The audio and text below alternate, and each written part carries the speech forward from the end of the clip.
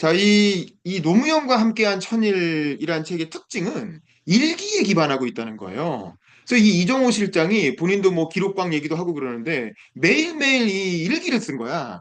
그래서 이 참여정부 초창기에 인수위 때부터 초창기에 있었던 여러 가지 일들에 대해서 이분이 한 1년 반에서 한 2년 정도 참여정부에서 굉장히 중요한 의사결정을 하셨잖아요. 그러니까 이제 그 굉장히 정권 초기에 중요했던 순간들을 하나하나 매일매일 기록을 해놓은 거지. 그리고 그 기록이 그냥 단순히 추상적인 기록이 아니고 각종 참모들이 어떤 사람이 어떤 시점에 어떤 말을 했는지를 직접 다 인용을 해서 기록을 해놨어요. 그리고 이 책이 이렇게 출간되는데 뭐 참모들이 이 사람한테 소송하거나 뭐 그런 거 없잖아요. 그러면 어느 정도 인정한다는 거거든요. 그런 면에서 봤을 때 굉장히 사료적 가치가 높은 책이고, 그리고 또 노무현과 관련된 책 중에 가장 최근에 나온 자료이기 때문에 저 같은 이제 노무현 매니아, 노무현 연구자 뭐 이런 사람한테는 굉장히 좋은 이제 공부거리가 되는 좋은 자료죠. 그리고 저는 이게 또 문재인 정부가 끝난 이후에 나온 데에도 이유가 있다고 봐요. 왜냐하면 문재인 대통령도 한 명의 참모로 등장을 하거든. 그래서 문재인 대통령도 참모로서 이런저런 얘기를 하고 있기 때문에 문재인 정부 시기에는 내면은 논란이 됐겠지. 옛날에 그 송민순이란 그 전 장관이 그런 책 냈다가 엄청 논란이 된 적이 있었잖아요. 그러니까 참모로서의 문재인을 문재인 정부 때는 드러내기가 쉽지 않았던 거지. 근데 문재인 정부가 끝나니까 이제 원오브데모로 해가지고 자연스럽게 책으로 소개할 수가 있었다. 이런 생각이 들고, 그다음에 이 책을 이해하려면 이 청와대 정책실장이라고 하는 게 이정우 그 교수가 맡았던 직책인데 이게 뭔지를 알아야 돼요. 근데 재밌는 건 청와대 정책실장은 참여정부에서 처음 만든 직제예요. 그전에는 없었어요. 그전엔 뭐냐면 경제수석이었어요. 경제수석. 예를 들면 노태우 정부 때 유명한 경제수석이 김종인 씨가 있죠. 지금도 활약하는. 이게 경제수석이라는 게 경제정책 전반을 대통령의 최측근 참모로서 아우르는 역할을 하는 게 경제수석인데, 노무현 정부는 이 경제수석을 정책실장으로 바꾸고 그 밑에 경제보좌관을 이제 추가로 신설합니다. 물론 나중에 경제수석 또 만들어요. 그럼 왜 옥상옥 같은 정책실장이라는 걸 만들었느냐? 그건 뭐냐면 노무현 대통령이 대통령 국정과제위원회에 집중하려고 그런 겁니다. 이 정책실장이라는 자리는 한마디로 말하면 대통령 국정과제위원회를 관리하라고 만든 자리예요. 근데 그 국정과제위원회는 경제 파트만 있었던 게 아니라 뭐 교육개혁이라든가 그런 사회 분야 전반을 다 아우르고 있었기 때문에, 그래서 안보실장은 따로 있고, 그래서 처음에 나종일 전 대사가 국가안보보좌관으로 들어오죠. 그래서 안보 파트를 따로, 안보 파트를 제외한 나머지 정책 전반을 다룰 국정과제위원회의 관리자로서 정책실장이라는 자리를 새로 만든 거야. 그럼 이건 뭐냐면 노무현 대통령이 생각하는 대통령관이 여기 들어있는 거야. 노무현 대통령은 대통령이라는 건 어떤 자리라고 생각했냐? 그냥 일상적인 현안을 다루는 자리가 아니고 일상적인 그 현안에 닥치는 행정은 총리한테 맡기면 된다고 생각한 거야. 그래서 초대 총리를 누구로 임명했습니까? 고건 총리를 임명했죠. 행정의 달인이라고 하는 박정희 정부 때 38살에 전북 도지사가 돼서 그때부터 직업이 장관이라고 할 정도로 수많은 장관을 몇십 년간 장관을 역임해왔던 고건 씨를 영입해가지고 이 양반한테 일반적인 행정은 다 맡기고, 그리고 노무현 대통령은 이른바 대통령 아젠다. 왜냐하면 노무현 대통령은 대통령이 취임하면서 대한민국을 완전히 그 뿌리째 바꿔보려고 하는 그런 강력한 의지가 있었어요. 그래서 이제 대한민국을 어떻게 바꿀 것인가와 관련된 대통령 아젠다에 집중을 하려고 한 거고, 그 대통령 아젠다를 다루는 조직이 바로 국정과제위원회들이었던 거죠. 그래서 그 위원회들을 컨트롤하기 위한 어떤 컨트롤 타워로 정책실장 자리를 만들어서 그걸 이정우 교수한테 맡기게 된 겁니다. 근데 사실 이런 구상이 처음에 그렇게 잘 되진 않았어요. 왜냐하면 행정의 달인이라는 고건을 총리로 앉혔음에도 불구하고 고건 총리와의 관계가 좀 삐끗합니다. 잘 안 굴러갑니다. 그건 이따가 제가 화물연대 때 얘기할 텐데 실제로 잘 돌아가지 않았어요. 그래서 고건 총리는 그 노무현 대통령 1년 반쯤 하고 탄핵당했잖아요. 탄핵 때까지 한 다음에 고건 총리는 하차하게 되고, 그 다음에 이해찬 총리가 들어와서 그때부터 본격적으로 노무현 대통령이 생각했던 일반 행정은 총리한테 맡기고 대통령은 국정과제에 집중하는 그런 형태의 국정 운영을 이제 하게 되는 것이죠. 자, 왜 그런지는 이따가 화물연대 때 좀 말씀드릴게요. 자, 그러면 그래서 사실 대통령과 총리 이렇게 대통령이 국정을 전반적으로 믿고 맡기려면 굉장히 대통령과 뜻이 맞고 이심전심으로 딱 이렇게 그 주파수가 통하는 그런 총리가 필요했던 거야. 그 총리가 바로 이해찬이었고, 그 이해찬 총리의 등장은 사실 중반 이후에 나타나는데 이 책은 아쉽게도 이 정부의 초기까지 1, 2년 차까지만 다루고 있기 때문에 이해찬 총리가 활약하는 부분은 나오지 않습니다. 그거는 좀 아쉽지만 어쨌든 나중에 경제수석도 추가로 신설되고 그러면서 청와대 정책실장이라는 자리가 뭔가 이렇게 국정 전반을 관여하는 뭔가 옥상옥 같은 그런 느낌이 됐고, 이게 이제 결국 문재인 정부 때로 이어지면서 문재인 정부 때 청와대 정책실장으로 뭐 장하성, 김상조, 김수현 이런 사람들이 계속 하면서 일종 국정 전반을 아우르는 굉장히 위상이 높아지는, 처음에는 약간 국정과제위원회 관리자 개념으로 만들었던 자리인데 나중에 문재인 정부 때는 이 정책실장이라는 게 국정 전반을 다 아우르는 거의 총리급의 자리가 돼버려요. 그리고 또 이 청와대 밑으로 엄청나게 많은 그 정치 참모들이 몰려들면서, 왜냐하면 이게 내각으로 가려면 인사청문회를 해야 되는데 이 실세 참모들이 인사청문회는 부담스러운 거야. 근데 실제 힘은 청와대에 몰려 있으니까 다들 청와대로 들어가려고 하는 거야. 그러면서 이제 청와대가 점점 커지면서 문재인 정부 때는 이른바 청와대 정부라고 하는 말이 나올 정도로 청와대가 굉장히 비대화되는, 이건 노무현 대통령의 생각과는 달랐던 거예요. 노무현 대통령은 청와대는 좀 슬림화하고 내각에 힘을 실어주고 대통령은 이 국정과제, 대한민국의 구조개혁을 하는 국정과제에 집중하려고 했는데 나중에는 청와대가 문재인 정부 때는 이게 엄청나게 커져가지고 내각을 그냥 압도해버리는, 그 청와대가 내각을 뒤에서 조종하는 그런 형태가 돼버려서 이건 좀 사실 기형적인 구조가 됐죠. 그건 나중 얘기고. 그러면 이 이정우란 사람은 뭐냐? 이 책의 앞부분에 보면 굉장히 놀라운 점은 이정우 교수는 노무현 대통령과 거의 관계가 없는 사람이에요. 같이 무슨 젊었을 때 운비정 운동을 같이 한 것도 아니고 아무런 인연이 없어요. 이 책에서 보면 그 선거운동할 때 캠프에서 한 두 번 마주쳤다는 거 아닙니까? 두세 번? 그래서 여의도에 있는 켄싱턴 호텔 거기에 불려갖고 한번 회의 한번 했다는 거고. 근데 이제 이 양반이 어쩌다가 갑자기 인수위에 들어오고 어떻게 청와대 초대 정책실장까지 하게 됐느냐를 생각해 볼 때 그걸 잘 봐야 돼요. 이 양반이 노무현 정부의 초대 정책실장이 되면서 이른바 노무현 좌파를 상징하는 인물이 됩니다. 그리고 이 양반과 대비되는 사람이 후반기에 정책실장을 했던 그 김병준 교수예요. 김병준 교수는 이른바 노무현 우파라고 할 수 있죠. 그러니까 이정우와 김병준 이렇게 대비되는 두 참모가 전반기와 후반기에 있었던 겁니다. 그럼 이분은 어떻게 노무현 정부에 합류하게 되냐? 김병준 교수는 아주 초창기부터 노무현 대통령의 정책 참모로서 대학 교수가 아무도 노무현을 지원하지 않을 때 군수 후보였던 노무현에게 제일 먼저 달려가서 노무현과 처음과 끝까지 쭉 같이 했던 진짜 핵심 중에 핵심이 사실 김병준 교수예요. 그럼 이정우는 사실은 일종의 굴러온 돌이야. 김병준 교수는 오히려 처음에는 정부 혁신위원장을 맡았고 이 이정우 교수한테 정책실장이라고 하는 더 중책을 맡기게 되거든요. 그럼 왜 그랬냐? 사실은 이 양반이 들어온 이유는 이 책에도 나오지만 박정희 기념관 건립을 반대하려고 들어왔다는 거예요. 이분은 대구에서 활동하는 진보 성향 교수였기 때문에 아니 박정희 기념관을 정부 돈으로 짓는다는 게 말이 되느냐라면서 이 박정희 기념관을 어떻게든 못 짓게 해야 되겠다고 생각하고 그 사명감을 가지고 이 캠프에 합류를 했던 거야. 그래서 노무현 대통령한테도 그런 얘기하고 인수위에 들어온 이유도 이제 그것 때문이었다는 거죠. 그래서 원래 박정희 기념관 얘기는 맨 마지막에 한 번 더 나와요. 근데 박정희 기념관은 사실은 결국 지어지죠. 노무현 정부에서. 근데 이제 그거는 어쩔 수가 없었던 거예요. 그거는 김대중과 김종필이 한 약속이에요. DJP 연합의 조건이 박정희 기념관 만드는 거였다고. 그거를 노무현 정부에서 뒤집으면 그건 사실 굉장히 정치적 예의도 아니고 나중에 법적 문제도 있고 해서 결국엔 이제 노무현 대통령도 썩 흔쾌하진 않았지만 이제 지어지게 되는데 지금 상암동에 지어져 있죠. 근데 어쨌든 이 양반은 그걸 막겠다는 생각으로 캠프에 들렸고 인수위까지는 참여를 했는데 그 사실 인수위까지만 하고 이 양반은 굳이 참여정부에 들어갈 생각까지는 없었어요. 근데 이제 억지로 떠맡기듯이 그냥 언론에 그냥 공표를 해버려갖고 할 수 없이 정책실장에 맡게 됐다는 식으로 그렇게 묘사가 되죠. 그럼 이 양반은 왜 그 노무현 정부에서, 물론 이제 본인은 노무현 대통령한테 이걸 물어보고 싶었는데 끝내 이제 돌아가시는 바람에 물어보지 못했다, 영원히 미제로 남게 됐다 이렇게 쓰는데 왜 그랬겠어요? 한번 생각을 해보세요. 이 이종규 본인도 얘기했지만 이 양반 어디 나왔습니까? 서울대 경제학과 출신이죠.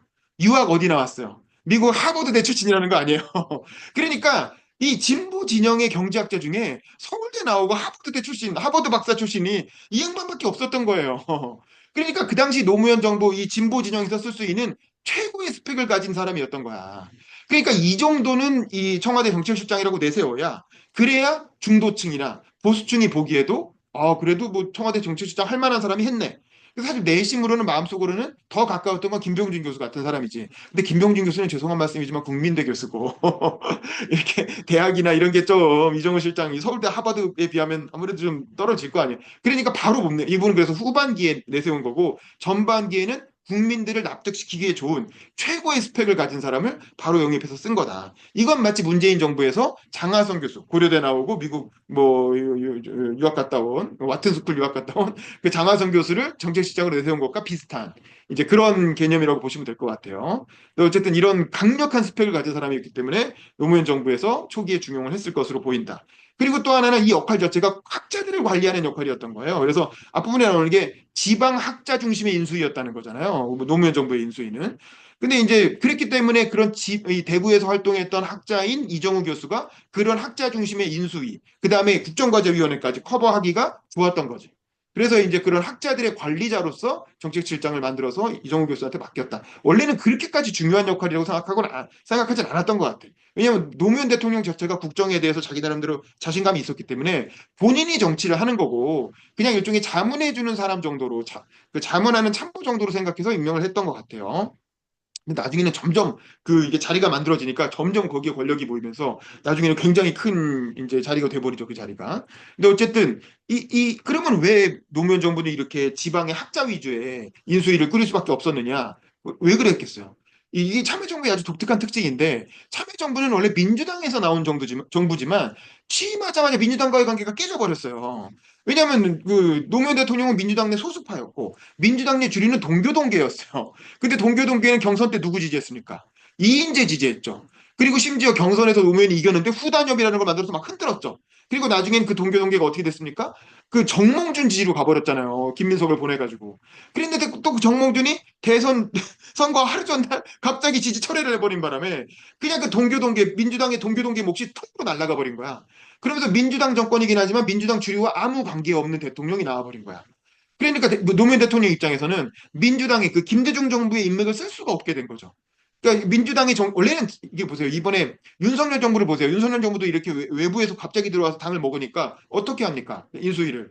이 당에 있는 정치인들을 안 꾸리잖아요. 검찰 출신을 데려다가 꾸려버리잖아요. 검찰 출신하고 김건희 인맥으로 와서 인수위를 꾸리고 그 사람들이 대통령실 만들어버리잖아요. 그러니까 똑같은 거예요. 그 노무현 정부도 이 민주당에서 나왔지만 민주당 내 주류와 관계가 끊어진 상태에서 집권을 하니까 이거 이 인맥을 채워야 될 거 아니야. 공적이 지위를 다 채우기 위해서 진보 진영 학자들을 적극적으로 영입할 수밖에 없었던 거지.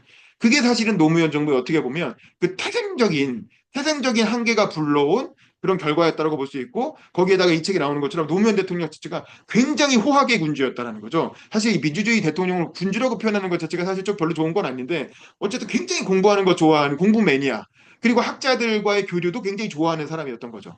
그래서 이제 책을 많이 읽고 교류를 하는 사람이다 보니까 그런 노무현 대통령의 독특한 스타일과 이제 그런 정치 상황이 맞아 떨어져서 학자 중심으로 청와대를 꾸리는 학자 중심으로 인수위를 꾸리고 청와대를 꾸리는 이제 그런 그 독특한 상황이 나타나게 된 겁니다. 이건 아주 예외적인 상황이에요. 이런 경우가 그렇게 흔치 않아요. 문재인 정부만 해도 그렇지 않았고, 근데 이제 노무현 정부의 독특한 상황이 그랬던 거죠. 그래서 이제 앞부분에 보면 참여정부를 장명할 때 이정호 교수가 본인이 직접 그 역할을 했다고 하잖아요. 그래서 원래 여러 가지 국정과제들이 있어서 그 내용 중에 추려갖고 국민참여정부라고 하려고 했다가 왜냐면 김대중 정부가 국민의 정부였으니까 이번에 국민참여정부라고 하려고 하다가 그 내용이 너무 기니까 그냥 이정우 교수가 짧게 참여정부라고 합시다. 라고 해가지고 그렇게 됐다는 거고 이게 뭐 삼성을 생각한다 해보면은 그 누구죠? 이홍철 변호사인가요? 김홍철 변호사인가? 그 양반은 이 참여정부란 이름 자체도 삼성에서 제안한 걸 그대로 받았다는 식으로 삼성이 뭐 노무현 정부를 뒤에서 다 조종했다는 식으로 썼는데 그 이 양반은 그게 아니라는 거죠. 무슨 소리냐 이거 내가 제안해서 내 뜻대로 된 건데 뭔 소리냐.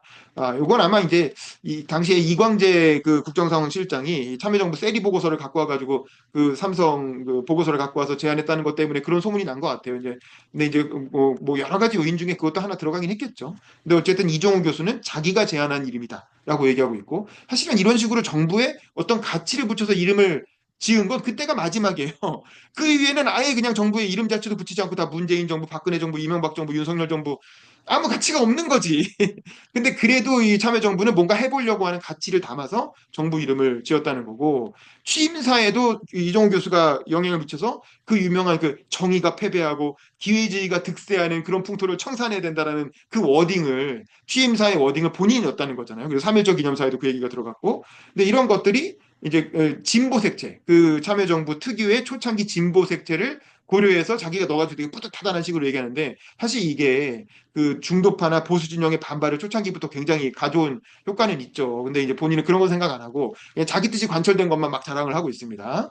그리고 이제 첫 정치실장이 됐던 이유도 원래는 자기는 인수위 때 강철규 교수를 추천했다는 거예요. 근데 이 양반은 뭐 전공이나 이런 거 고려해서 공정위원장으로 배정을 했고, 그리고 나서 누가 추천해나 봤더니 정운찬 서울대 총장이 원래 경제부총리로 입각을 시키려고 했는데 본인은 안 가겠다. 그러니까 정운찬 교수는 솔직히 약간 보수 성향이 있어. 그래서 오히려 이명박 정부 때 총리로 들어가죠. 그 노무현 정부에서 총리로 영입하려고 했는데 거부했고, 거부하면서 대신은 이제 이정우 교수를 추천한 거야. 그리고 인수위에서 나중에 한미흡기 반대했던 정태인 박사가 또 적극적으로 추천을 해가지고 그래서 그런 것들이 아마 들어간 것 같다라고 하는데 대통령한테 물어볼 기회를 놓쳐서 영구 미제로 되었다. 뭐 이렇게 얘기를 합니다. 그리고 내각 구성과 국무회의 분야에서도 노무현 정부는 조화를 중시하는 정부였다는 거야. 그래서 진보 대통령과 보수 총리, 그러니까 노무현과 고건, 그리고 보수 경제부처, 진보 사회부처, 그러니까 경제부처 분야의 장관들은 주로 보수적인 성향의 사람들을 썼고, 예를 들면 김진표라든가 이런 사람이죠. 그다음에 사회부처의 쪽 사람들은 아무래도 좀 진보 성향, 강금실이라든가 김두관이라든가 이렇게 사회부처 쪽은 진보 성향 인사를 쓰고 경제부처 쪽은 보수 성향 인사를 썼다는 거죠. 그리고 경제부총리는 김진표고 정책실장은 이정우. 이런 식으로 진보와 보수가 나름대로 균형을 맞춰서 첫 내각을 꾸렸다. 이런 얘기를 하는데 이 얘기가 이제 보면 박세일 교수가 썼던 대통령의 성공 조건이라는 책이 있다는 거야. 그래서 그 책에 보면 다 나오는 얘기라는 거야. 그 일상적인 행정은 다 총리한테 내각에 맡기고 대통령은 국정과제 중심으로 이렇게 정부를 끌고 가야 된다라는 얘기가 이 대통령의 성공 조건이라는 책에 나오는데 그게 이제 본인의 생각하고도 비슷했다는 거죠. 그래서 이제 그 내용을 가지고 이제 국가를 운영하려고 했다라는 거고요. 그다음에 처음 나오는 논란은 이제 대북송금 특검법이죠. 이게 이 책에서는 일기 위주로 구성돼 있어서 사실은 이 책의 내용만 보면 대북 송금 특검이 뭐가 문제였는지 잘 이해가 안 돼요. 근데 제가 이제 저는 노무현 자서전과 김대중 자서전 이걸 둘 다 봤기 때문에 이 양쪽을 비교해서 설명을 드리면 뭐 이런 거야. 알다시피 김대중 대통령이 북한에 처음 갈 때 이게 이제 돈을 좀 갖다 주잖아요. 왜냐면 그때 이제 김대중 대통령은 뭐라고 쓰냐면 아니 부자 형이 가난한 동생 집에 가면서 가끔 이렇게 좀 천지 좀 갖고 가서 선물로 주는 게 뭐가 문제냐. 당연한 도리라고 생각했다는 거지. 근데 다만 이제 그런데 직접 그 국가 예산을 주면은 나중에 법적인 문제가 될 수 있으니 어떻게 생각했냐면 그 당시에 이제 대북 사업의 의지를 갖고 있던 정주영 회장이 막 북한에 소도 막 1,000마리 보내고 그랬잖아요. 그래서 정주영 회장인 현대를 통해서 한 1억 달러 정도를 북한에 지원을 하고 그리고 정주영 회장이 북한으로부터 여러 가지 어떤 사업상의 어떤 그 권한을 받는 혜택을 받는 그런 계약을 체결하게끔 이제 봐줬다 이거야. 그래서 어떤 거냐면 이를테면 현대 엘리베이터라는 기업이 있잖아요. 그래서 북한에 나중에 이제 개발을 하게 되면 고층 건물이 막 생길 거 아니야. 그럼 현대 엘리베이터가 북한의 평양에 생기는 모든 고층 건물에 엘리베이터 설치권을 다 땄다는 거야. 그렇게 하면 나중에 굉장히 큰 돈이 될 거 아니에요. 북한 개발할 때. 이런 식으로 현대가 북한 어떤 개발에 대한 우선권을 가질 수 있게 하는 조건으로 1억 달러 정도를 주게끔 배려를 한 거야. 근데 이제 다만 국민들한테 공표하면 또 논란이 생길 테니까 공표는 안 하고 조용히 진행한 거지. 근데 나중에 이제 김대중 정부 끝날 때쯤에 그게 막 검찰 수사로 터져 나와갖고 시끄러워. 그래서 이제 한나라당에서는 그거를 특검을 이렇게 대북송금 특검을 지금 김건희 특검 하는 것처럼 이렇게 던졌죠. 왜냐면 그때는 야당이 더 숫자가 많았으니까. 그럼 노무현 대통령 개인적으로는 이 고민이 되는 거야. 왜냐하면 김대중 대통령이 한 행위이기 때문에 이게 자기라면 이렇게 일처리 안 했을 거라는 거죠. 근데 이제 김대중 대통령이 한 행위이기 때문에 아까 이수철 변호사님 얘기한 것처럼 이거는 통치 행위로 볼 수 있다는 거죠. 대통령의 통치 행위라는 법학 이론이 있다는 거예요. 대통령의 통치 행위는 일반적인 법적 쟁점을 뛰어넘는 거기 때문에 대통령이 그렇게 했다면 나는 동의하지 못하지만 김대중 대통령의 통치 행위를 존중해서 대북 송금 특검을 거부했을 거라는 거야. 근데 이제 문제는 김대중 대통령이 마지막 기자회견하면서 뭐라 그랬냐면 특검 전에 이건 다 내 책임이긴 한데 나는 1억 달러 주는 것까지만 얘기했지. 근데 현대는 실제로 4억 달러를 줬다는 거예요. 그러니까 나는 1억 달러는 알지만 4억 달러는 모르는 일이다. 아마 내 생각에는 북한하고 협의하는 과정에서 뭔가 혜택을 더 많이 받고 이러려고 하다 보니까 액수가 좀 늘어났겠지. 근데 이제 김대중 대통령은 자기가 보고받기로는 1억 달러 준다고 생각해서 그 정도까지 생각하고 있었는데 뭐 4억 달러까지 준 건 자기 몰랐다. 이렇게 얘기해 버린 거야. 그러니까 노무현 대통령이 보기엔 이건 김대중 대통령의 통치 행위가 아니게 되는 거죠. 김대중 대통령이 몰랐던 일이 되는 거기 때문에 그렇다면 이거는 그 무조건 방어해 줄 수가 없는 거지. 그래서 대북송금 특검을 수용했다라는 거예요. 근데 그 수용하는 과정에서 김대중 대통령한테 특사를 보내갖고 상황 설명을 했는데 어찌된 일인지 그 설명이 잘 통하지 않았는지 뭔가 이렇게 커뮤니케이션상의 미스가 있어서 왜냐면 대통령끼리 소통하는 게 쉽지가 않아요. 그냥 직접 만나서 얘기하는 게 아니고 참모들을 통해서 소통하는 과정에서 이제 말이 막 이렇게 꼬이게 되거든. 그래서 결국에 그때 동교동계랑 관계가 완전 틀어지게 됩니다. 그래서 김대중 대통령도 굉장히 섭섭해하고 그것 때문에 한동안 좀 둘이 두 분의 관계가 냉각되는 일이 벌어지게 되죠. 그게 대북송금 특권 관련된 내용이고 그다음에 4.3 통화의 4.3 관련해서 이분은 진보 성향학자이기 때문에 4.3에 대해서 사과를 해야 된다. 대통령이 꼭 사과를 해야 된다고 주장을 했고 근데 이 당시에 이제 군이나 검찰 사실 이게 4.3은 경찰이 한 거잖아요. 따지고 보면 경찰과 군이 같이 한 거잖아. 그러니까 이걸 사과하면은 그 당시에 참여했던 군인과 경찰은 뭐가 되냐라고 해서 이제 보수 쪽에서는 원래 안 된다고 정부 일각에서 반대하는 의견이 올라왔는데 노무현 대통령이 이제 진보 진영 학자들의 얘기를 수용해서 어쨌든 제주에 내려가기 전에 4.3 좀 전에 미리 이렇게 사과를 했다는 거죠. 그리고 다음 해인가에 제주에 직접 내려가서 사과도 하고 그래서 이제 이런 거는 진보 쪽 참모들의 의견을 받아들여서 보수 쪽 입장을 억누르고 이제 이걸 관철한 이제 그런 것 때문에 굉장히 뿌듯했다 뭐 이런 얘기가 나오죠. 그리고 법인세 인하 논란은 아까 얘기하신 것처럼 김진표 경제부총리가 갑자기 돌발적으로 법인세 인하를 얘기해가지고 이것 때문에 이제 정책실장과 좀 갈등을 빚었다 이런 얘기가 나오죠. 이때부터 사실은 이정우가 약간 이 참여정부에서 좀 튄다.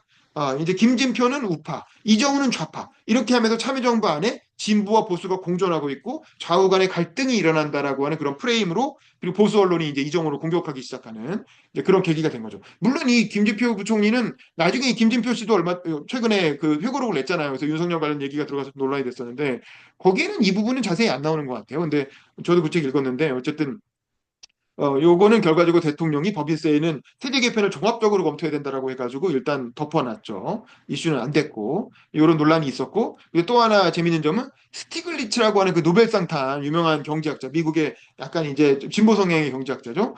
이 양반이 한국의 경제 자문위원장을 맡겠다라고 이게 그 무슨 이렇게 학술 대회장에서 이정우 교수를 만나고 얘기를 해가지고 이정우 교수가 신나서 야 이거 좋은 기회다라고 해가지고 인수위에서 제안을 했는데 근데 솔직히 미국 교수가 우리나라의 자문위원장을 맡는다는 게 이게 말이 안 되잖아요. 그러니까 이게 이렇게 하면 논란이 될 게 뻔하니 왜 미국의 국익이라는 게 있는데 아무리 진보 성향의 교수라고 하더라도 미국의 국익과 한국의 국익이 부딪힐 때 누구 편을 들겠어요.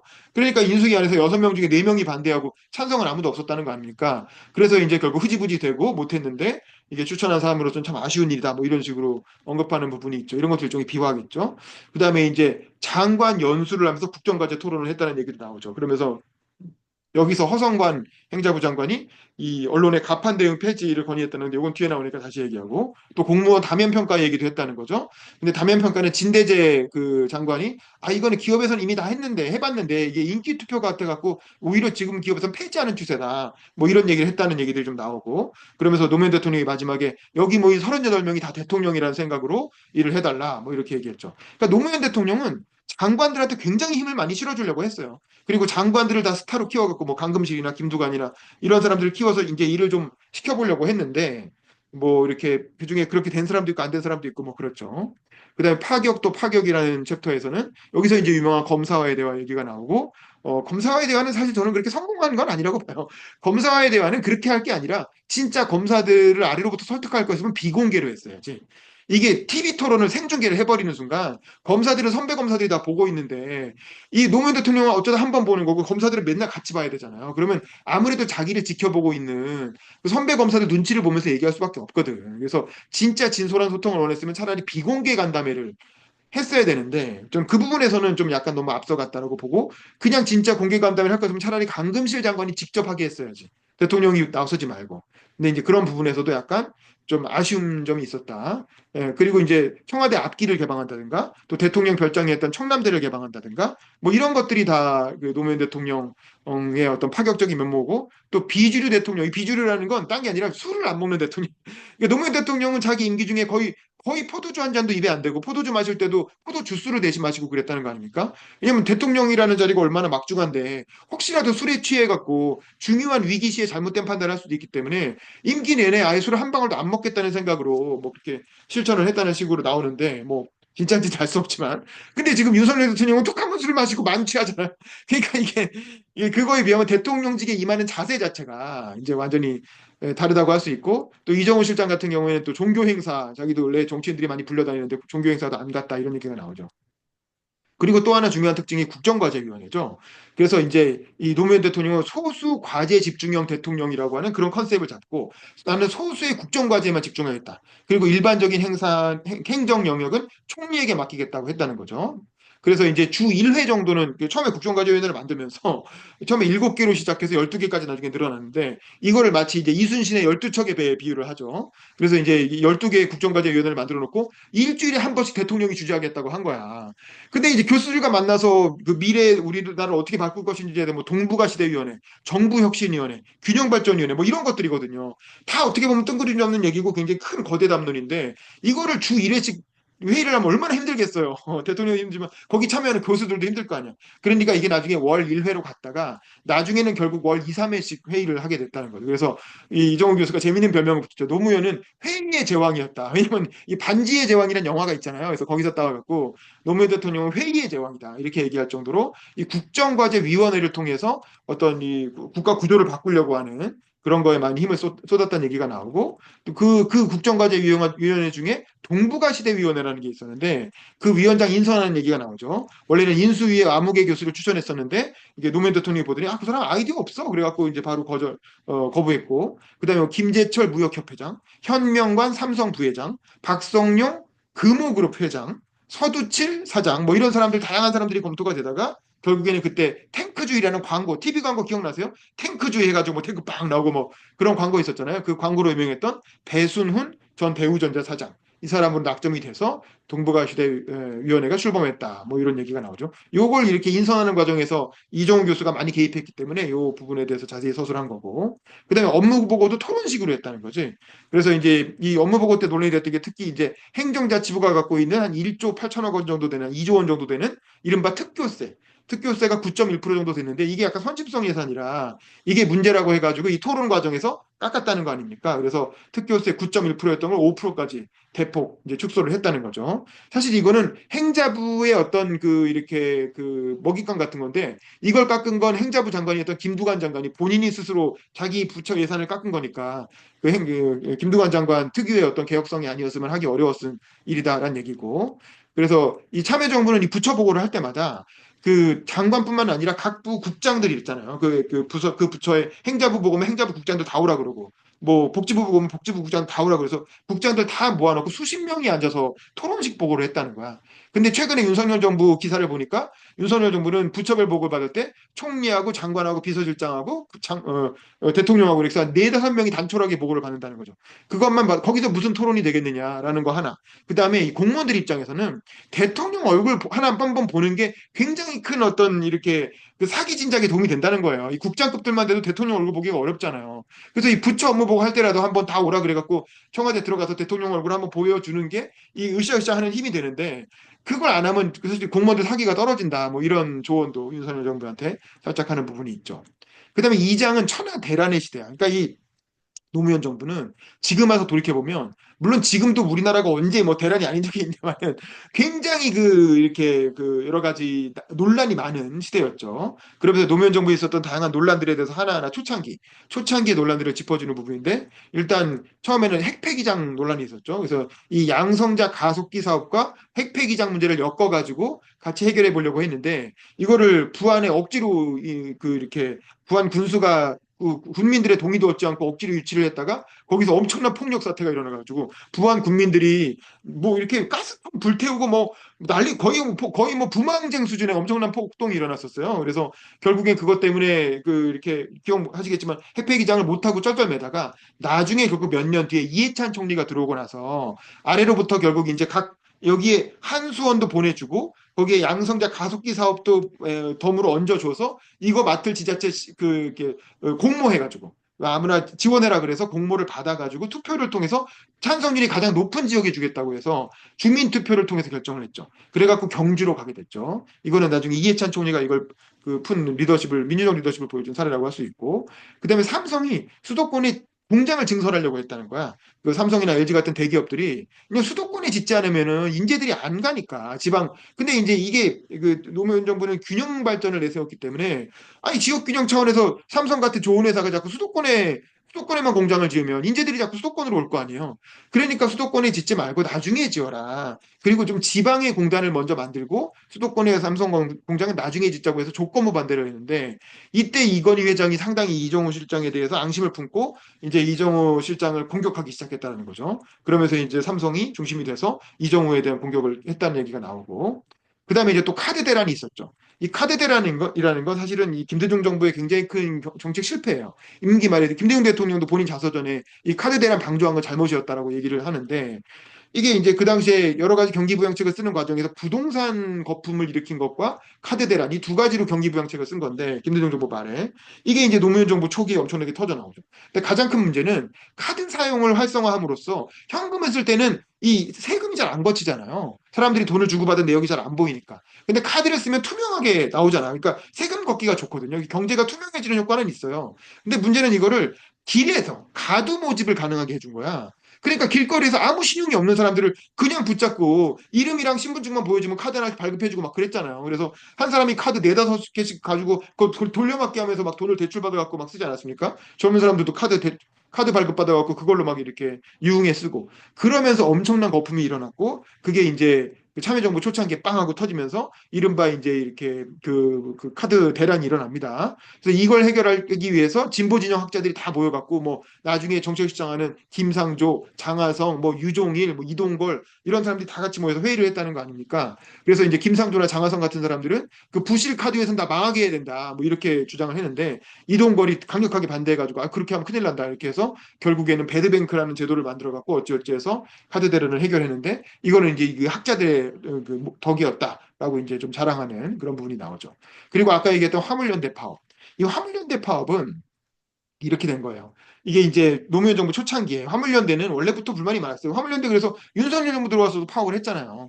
근데 노무현 정부 초창기에 화물연대 기사들이 파업을 하게 되는데 요거를 사실 고건총리한테 맡겨놨다는 거야. 근데 이제 문제는 관료들이 고건총리한테 보고를 안 하는 거야. 왜냐하면 이게 책임 총리가 쉽게 되지가 않는 이유가 아무리 고건이 직업이 장관이고 완전히 행정고시 대선배여도 관료들이 보기에는 총리는 합쳐진 거예요, 우리나라에서. 그리고 인사권을 다 청와대가 쥐고 있잖아요. 그러니까 청와대가 대통령이 오케이 해주지 않으면 관료들이 일을 안 하는 거야. 그래서 총리실로 보고가 안 올라가고 다 대통령으로 보고해놓고 대통령 결재만 나기 기다리고 있는 거예요. 그러니까 이제 그 당시 대통령은 한미 정상회담 하느라고 해외 나가 있고 막 그랬거든요. 그 과정에서 이 화물연대 파업에 대한 정보가 제대로 들어오지가 않아서 정부가 초기 대응을 놓쳤고 그러다 보니까 이게 파업으로까지 가면서 엄청난 물류 대란이 일어나거든요.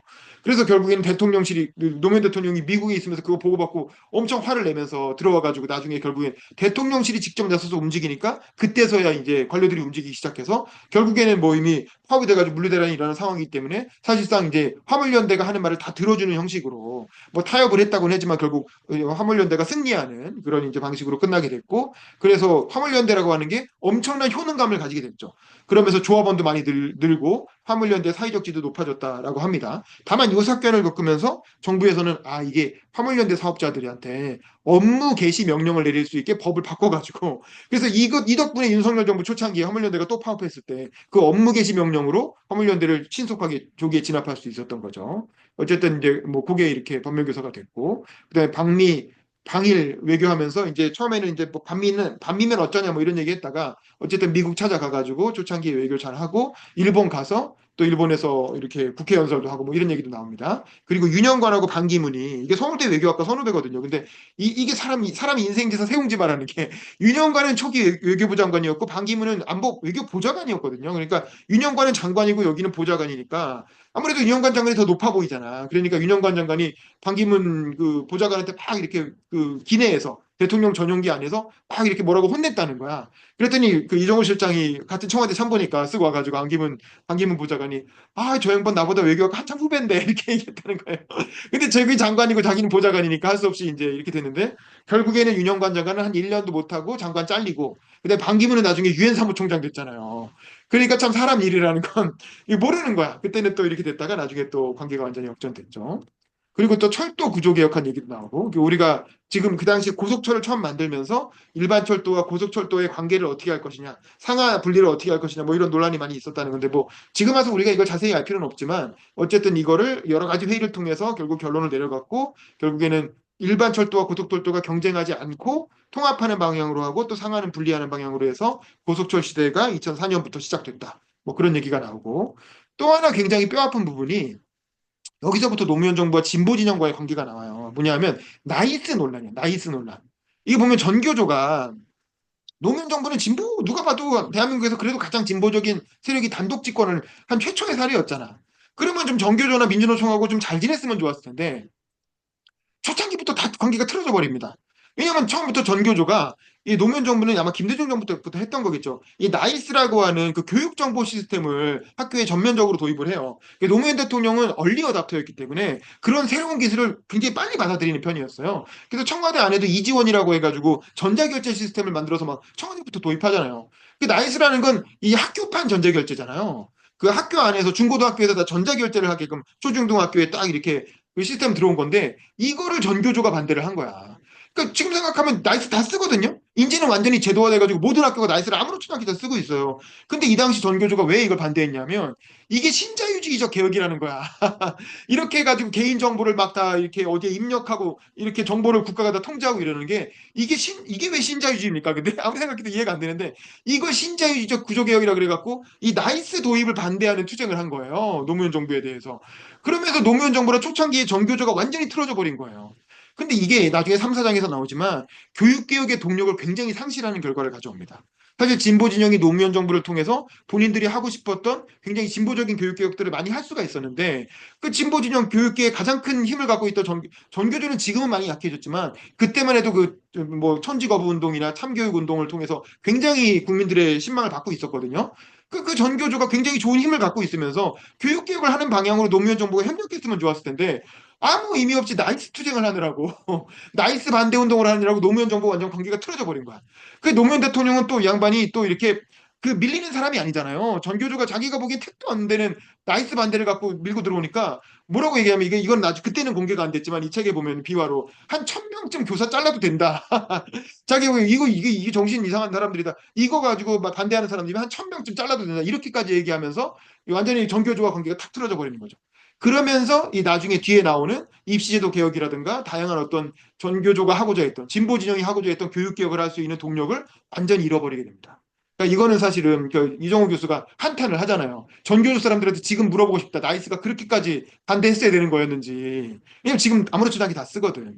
그래서 이게 참 너무 이게 초창기에 되게 안타까운 순간이죠. 노동 문제도 마찬가지예요. 노동 문제도 노무현 대통령 자체가 본인 스스로가 노동 전문가였어요. 왜냐면 노동 관련 변호사였잖아요. 노무현 대통령은 노변이라고 해가지고 민주화운동 하는 과정에서 민주화운동은 뭐 6월항쟁 때나 가끔 한 거고 일상적으로 한 거는 노동 관련된 활동이었어요. 그래서 주로 노조 설립을 자문해주고 그리고 노사 갈등이 일어나면 들어가서 아무래도 노조편 들어가면서 노사 간의 어떤 타협을 이끌어내고 이게 주로 노무현 변호사가 했던 일이란 말이야.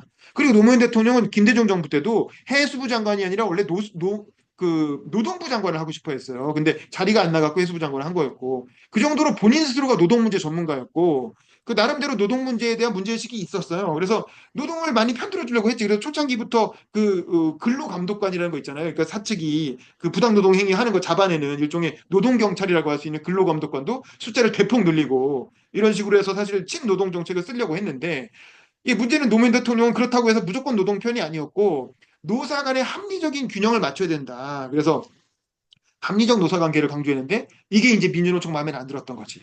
그 민주노총은 또 너무 강경하게 나가니까 민주노총 너네도 이렇게 하면 안 된다. 너네도 건강성을 잃었다라면서 이게 또 직설적으로 또 비판을 한 거야. 마치 정교조 비판하듯이 민주노총에 대해서도 직설적으로 막 비판을 하니까 여기서 민주노총이 또 빈정이 상한 거야.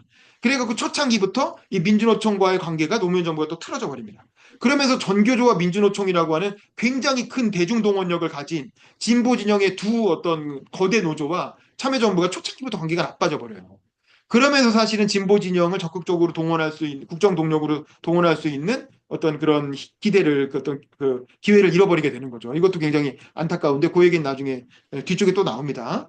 그 다음에 이제 네덜란드 모델 소동이라는 게 나오는데 이거는 이제 이정우 교수가 별 생각 없이 이게 사실 이정우 교수는 내가 보기엔 이게 이 청와대 정치실장을 할 정도의 어떤 공직자로서 준비가 안 된 사람이었어. 그냥 자유로운 학자 마인드였던 거예요. 그래갖고 청와대 정치실장인데 학술회의에 가가지고 네덜란드 모델이 좋다라는 식으로 특정 국가를 언급하면서 모델을 이렇게 얘기한 거예요. 근데 청와대 정책실장이 그렇게 얘기하니까 이게 참여정부의 정책이냐 이러면서 언론에서 엄청나게 크게 받아버린 거죠. 그럼 이 네덜란드 모델이라는 게 뭐냐? 이거는 노조는 임금 인상을 자제하고 그리고 사측은 노조의 경영 참여를 허용하고 그러면서 사회적 대타협을 이루는 게 네덜란드 모델이라는 거예요. 근데 이게 나오니까 보수 언론에서 난리가 나가지고 생각해보세요. 우리나라 경영진은 우리 회사도 그렇지만 노조가 경영에 간섭하는 걸 제일 싫어하거든요. 노조가 경영에 간섭하면 진짜 큰일 난다고 뭐 빨갱이 나라 되는 것처럼 생각을 하고 또 노조한테는 임금 인상을 자제하라 그러잖아요. 근데 우리나라 민주노총이나 이런 대기업 노조들 다 억대 연봉 받잖아요. 임금 인상을 가장 중요시하는 노조들인데 왜냐하면 산별 노조라고 하지만 다 기업별 노조들이고 대기업 위주의 노조들이기 때문에 이 자기 임금 올리는 게 사실 가장 큰 어떤 노조하는 목적인 사람들인데 이 사람한테 너네한테는 임금 인상 자제하라 그러고 사측한테 경영에 노조 참여시키라 그러고 그러니까 양쪽이 다 발끈하면서 난리가 난 거지. 그러니까 이제 이 네덜란드 모델이라는 게 그냥 그 이정우 실장의 개인적인 어떤 생각을 밝힌 거였는데 이게 이제 노무현 정부의 정책이냐라고 해가지고 굉장히 시끄러웠고 이게 자연스럽게 이정우 죽이기로 이어진다는 거죠. 그래서 이정우 교수는 이 참여정부 내내 제일 많이 공격받은 사람이 1순위가 노무현이라면 2순위는 바로 나 이정우 교수였다. 이렇게 얘기할 정도로. 그래서 여기서 이게 아까 그 이원호 기자도 들어와 있지만 1톱 3전이라는 거예요. 그래서 1면 톱에 나가고 3면 전부를 통틀어 갖고 이렇게 비판하는 걸 1톱 3전이라고 하는데 그 1톱 3전이 이제 특정 신문이 누군가 조질 때 제일 힘줘서 조지는 게 1톱 3전이라는 거지. 근데 그걸 두 번이나 당한 게 자기였다라는 거야. 그래서 이제 처음에 나온 거는 대통령은 영미식 모델을 얘기하는데 정책실장은 유럽식 모델, 그러니까 네덜란드 모델 얘기한다. 이걸로 한번 엄청 두드려 맞고 그 다음에 좀 지나가 가지고는 대통령은 약간 시장 친화적으로 뭐 권력은 시장에게 넘어갔다 뭐 이런 얘기도 하고 그랬으니까 대통령은 변했는데 정책실장이 안 변하고 회방 놓고 있다. 이런 식으로 또 공격이 들어오고 그렇게 해서 이제 노무현 대통령과 이정호 실장을 갈라치려고 하는 그런 형태의 보수 언론의 공격이 엄청나게 들어왔다는 거죠. 그러면서 이제 보수 언론의 집중 공격을 받아서 사실 이 정도 공격을 받으면 조중동이 막 힘을 뭐 중앙일보부터 해가지고 엄청 공격했다는 거 아닙니까? 이 정도 공격을 받으면 대개는 하차시키거든요. 근데 그래도 노무현 대통령이 지켜줘가지고 그래도 거의 한 2년 차까지 2년 거의 끝날 때까지 여기 천일이라고 돼 있으니까 뭐 어쨌든 꽤뭐 거의 2년에서 3년 가까운 시간이잖아요. 노무현 정부 전반기에 중요한 국정에 참여할 수 있었던 거는 그나마 노무현 대통령이 자기를 아끼고 지켜줬기 때문이다. 뭐 감사하다. 뭐 이런 얘기도 하죠. 그리고 그 언론에 대해서 집중 공격받은 거에 대한 어떤 그러니까 반격으로 이른바 가판 개혁을 하게 되죠. 근데 이제 아까 이원호 기자도 얘기했지만 가판 개혁은 그건 잘한 거예요. 그거는 이론의 여지가 있을 수가 없어요. 왜냐하면 가판이라는 거는 뭐 지금은 다 없어졌죠. 근데 옛날에는 뭐 어르신들은 다 기억하시겠지만 옛날에는 이제 길거리에 그 지하철 같은 데 가판을 세워놓고 한 오후 5시쯤 되면 초판들이 막 가판이 깔리기 시작하잖아요. 그러면 이제 예를 들면 광화문에 있는 가판대에 온갖 관료들이 다 가가지고 줄을 서가지고 그 가판 나오면 다 이렇게 넘겨가면서 혹시 우리 부처에 안 좋은 기사 나온 거 있나 확인하고 그거 나오면 다 전화해가지고 하나하나 내려달라고 부탁하고 부탁하는 과정에서 뒷거래하고 뭐 이러면서 사실은 관료와 언론이 유착되고 뭐 이런 문제가 생겨났던 거 아닙니까? 그래서 노무현 대통령이 취임하자마자 가판 대응하지 말라고. 가판 대응하다 걸리면 불이익 주겠다. 뭐 징계하겠다. 이렇게까지 얘기해서 일종의 가판을 갖고 관료들과 유착되는 이제 그러면서 언론이 사실은 약간 좀 특권적 지위를 누려왔던 그런 어떤 이렇게 언론의 행태를 바로잡는 계기가 됐죠. 이거는 뭐 맞는 방향이었다고 봐요. 뭐 이것 자체는 노무현 정부가 한 개혁 중에 굉장히 중요한 개혁이었고 노무현 대통령 아니었으면 아마 이런 거에 관심 안 가졌을 거예요. 다른 대통령들은. 노무현이니까 했지. 물론 이제 이건 나중에 인터넷이 생기면서 사실 좀 무의미해지긴 했는데 어쨌든 가판 개혁은 나름대로 의미가 있었고 그다음에 새만금 사업도 개발론 대 환경론이 엄청나게 대립하면서 논란을 빚다가 결국에는 법원 판결로 개발을 하는 쪽으로 결론이 나서 지금 뭐 시행은 됐는데 지금도 사실 새만금이 뭐 애물단지죠. 아무것도 되는 것도 없고 얼마 전에 거기서 잼버리 했다가 폭삭 망했잖아요. 그러니까 이제 굳이 괜히 했나 차라리 그냥 갯벌로 남겨놓는 게 더 좋지 않았을까 싶은데 이 새만금은 사실 따져 올라가면 이거 노태우 정부 공약이었거든요. 노태우 정부가 전북 지역에 뭔가 개발 사업을 하나 얹어주려고 그러니까 노태우 정부가 대형 개발 프로젝트를 굉장히 많이 했는데 예를 들면 인천공항도 노태우 정부 프로젝트예요. 그리고 KTX도 노태우 정부가 한 거고 이제 그런 것 중에 하나로 새만금도 한 거야. 근데 이제 그리고 뭐 아파트 200만 원 공급도 노태우 정부에서 한 거죠. 근데 이제 노태우 정부가 한 정책 중에 꽤 성공한 게 많아요. 그래서 우리나라의 그게 자랑인 거대 건축물이 된 게 많은데 이 새만금 하나는 실패했죠. 사실 요거는 안 했으면 더 좋았을 것 같은데 괜히 논란만 키우고 실제로 땅은 만들었는데 써먹지 못하고 있잖아. 지금까지도. 그래서 사실 요거는 지금도 문제가 많고 또 하나 재밌는 게 이 농림부 장관 인선 얘기죠. 그 당시 초대 농림부 장관으로 김영진이라고 하는 나름 좀 셀럽급 교수를 임명을 했는데 이 양반이 그 새만금 사업이 중단해야 된다고 중간에 행정법원 판단이 한번 나온 적이 있어. 물론 나중에는 진행됐지만. 근데 이 양반이 그거에 반발해갖고 무슨 생각인지 갑자기 잠적을 해버렸다는 거예요. 사상 초유로 장관이 그냥 연락 끊고 잠적하는 그런 사태가, 사표 띡 던져놓고 잠적해버리는 사태가 벌어진 거지. 그러니까 이제 급하게 사표를 할 수 없이 수리하고 새 장관을 임명을 해야 되는데, 이제 원래 그 청와대에서 검토했던 거는 민병채라고 하는 군인 출신이면서 정치인이 돼가지고 군수를 삼선인과 했던 사람이 있었고, 또 허상만이라는 사람이 있었고, 이제 그런 사람들이 몇 명 있었던 거야. 근데 이제 이걸 어떻게 할까 하다가 우리 한번 면접을 봐보자라고 해서 참여정부에서 꽤 고위급이라고 할 수 있는 고건 총리, 문희상 비서실장, 유인태 정무수석, 또 문재인 민정수석, 시민사회 수석이죠. 그다음에 본인 이정우 실장, 이런 사람들이 한 일곱 여덟 명이 모여서 뭐 총리실인가로 불러가지고 심야에 면접을 봤다는 거예요. 심야에 이제 요 민병채, 허상만, 그리고 고건 총리가 추천한 박성우, 이렇게 세 명을 심야 면접을 봤는데 다수 결론은 민병채가 좋았다는 거예요. 민병채가 군인 출신인데 어쨌든 이 참여정부에서 그런 쪽도 커버하면 좋으니까, 그리고 그 사람이 보니까 리더십도 있고 말도 잘하고 뭐 시켜놓으면은 또 이렇게 잘할 것 같아갖고 민병채라고 하려고 했는데, 문제는 고건 총리가 본인이 전북 출신이잖아요. 그 전북도지사 했던 사람이고 자기 전북 출신인 박성우라는 사람을 추천을 했는데, 문제는 이게 총리는 헌법상 당뇨에 대한 제청권을 갖고 있잖아요. 그 실제 권력은 고건이 그렇게 높은 편이 아닌데 그렇게 회의를 하다 보니까 헌법상 제청권을 가지고 있는 총리가 주장하는 사람을 안 들어줄 수가 없더라는 거야. 그래서 결국 이 박성우라는 사람이 자기들이 보기엔 제일 모자란 사람인데 고건이 고집을 피워갖고 할 수 없이 이제 장관에 임명하게 된 얘기가 나오죠. 그러면서 끝나고 나오면서 유인태가 이종훈 실장한테 다시는 이런 식으로 하지 맙시다 이렇게 했다는 거 아니에요. 그래서 결국에 그 이후에는 그런 식으로 절대 안 했다는 거죠. 그러니까 여기서 중요한 점은 첫 번째는 고건 총리가 다른 어떤 청와대 참모들과 좀 입장이 달랐다는 거. 인사 추천에 있어서도 입장이 좀 달랐다는 거고, 그리고 이 인사권은 청와대가 가지고 있다는 거죠. 근데 총리를 끼워줘 버리면 갑자기 인사권이 총리한테 넘어가게 되는 거야. 왜냐면 헌법상 제청권을 총리가 갖고 있으니까. 그래서 총리한테 인사권을 안 주기 위해서 총리를 배제하고 청와대에서 따로 인사를 한다는 거죠. 이 문제는 사실은 문재인 정부 때도 마찬가지였어요. 문재인 정부 때도 보건 총리, 문재인 정부 때도 뭐 정세균이나 뭐 이런 총리들 많이 있었지만 그 사람들 인사에 1도 개입 못했어요. 인사는 거의 다 청와대에서 전면적으로 하고 총리는 그냥 이렇게 제청권, 말 그대로 행정적인 제청권만 행사했지 실제로는 전혀 영향을 미치지 않았다. 뭐 제가 그렇게 저도 그렇게 알고 있고, 그만큼 이게 인사권이라는 게 되게 그 민감하고 중요한 거죠. 그리고 마지막에 이제 이정호 실장은 이 교수 출신이고 또 이것저것 잡다한 지식이 많은 사람이에요.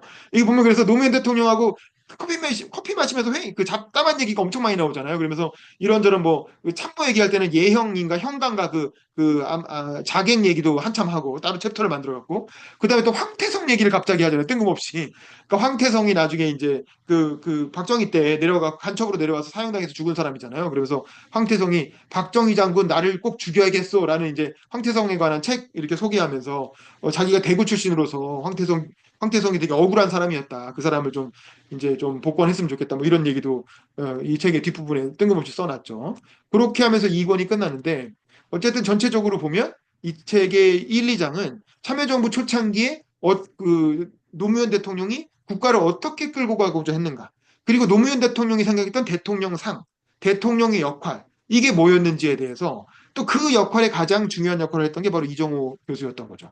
그래서 이제 그런 역할에 대해서 우리가 한번, 이게 참여정부가 이렇게 국정 운영을 하려고 했구나. 기본적으로 일반적인 행정은 총리한테 맡겨서 내각에 일임을 하고, 대통령은 국정과제 중심으로. 그래서 국가의 어떤 구조개혁의 중심을 두고 전국 운영을 하려고 했구나라고 하는 걸, 노무현 정부 1, 2년 차와 2년 차 때, 물론 뜻대로 잘 되진 않았지만, 이제 그런 걸 비교해서 볼 수가 있고, 이게 문재인 정부와 참여정부의 결정적인 차이입니다.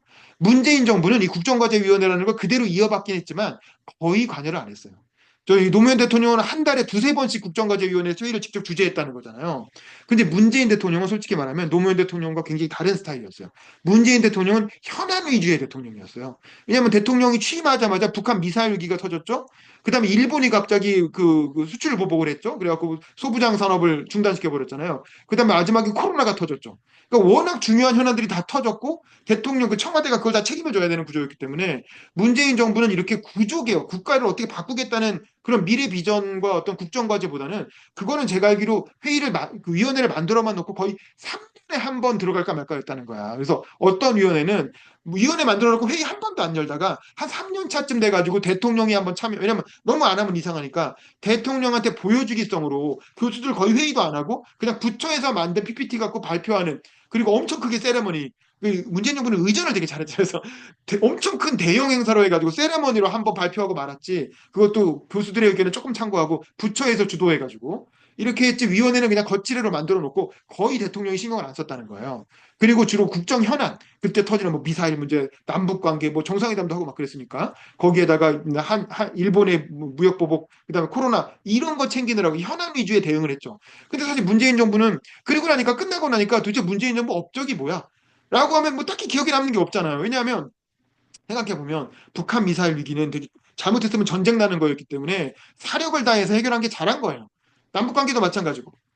그 다음에 이제 일본의 수출 규제도 굉장히 심각한 문제였죠. 그거 우리나라 반도체 산업 착살날 뻔했잖아요. 근데 그거를 어쨌든 잘 막은 건 좋고 코로나도 사실 엄청나게 많은 희생이 날 수도 있었는데 그래도 상대적으로 다른 나라들에 비하면 소수로 잘 막았잖아요. 그러니까 다 잘한 거긴 하지만 이거는 마치 뭐냐면 그 좁은 회랑에 나오는 그 붉은 여왕처럼 그냥 현 상태를 열심히 노력해가지고 열심히 그 빨빨거리고 노력을 해서 현 상태를 유지한 것일 뿐이지 현상 유지를 잘해낸 것뿐이지 이게 한 발짝 앞으로 나간 게 아니었단 말이야. 그러니까 문재인 정부 이전과 이후가 별로 달라진 게 없어요. 그냥 그 자리에 열심히 노력해서 그냥 현상 유지를 하면서 그 자리에 있었을 뿐이지.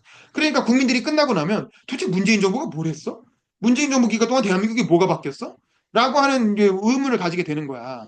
근데 생각해 보세요. 근데 노무현 정부는 사실 현안은 별로 현안도 많이 했죠. 현안은 근데 장관이나 뭐 이해찬 총리한테 맡겨가지고 대결하고 노무현 정부가 뭘 그렇게 뾰족하게 국가의 구조를 크게 바꾼 건 없지만 바꾸기 위한 비전을 만들기 위해서 엄청난 많은 노력을 했고 그게 비전 2030이라고 하는 나중에 보고서로까지 나오고 그리고 여러 가지 비전들을 제시를 했죠. 그런 것들이 나중에 시간이 가면서 이제 뭐 이명박 박근혜 문재인 정부를 거치면서 조금씩 이렇게 반영이 돼서 국가의 모습을 바꿨는데 어쨌든 마지막으로 대한민국 자체를 한번 뿌리부터 한번 크게 바꿔보자라고 하는 그런 비전을 가지고 시도를 했던 그런 정부였기 때문에 많은 사람들이 그래도 노무현 정부에 대해서 그 노무현 정부 좀 달랐지. 저 양반은 그래도 우리나라를 진짜 바꿔보려고 진정성을 갖고 노력한 그 사람이었다라고 생각을 해서 이제 그분에 대해서 약간 좀 그런 아쉬워하는 그 그리워하는 마음을 가지게 되는 게 아닌가.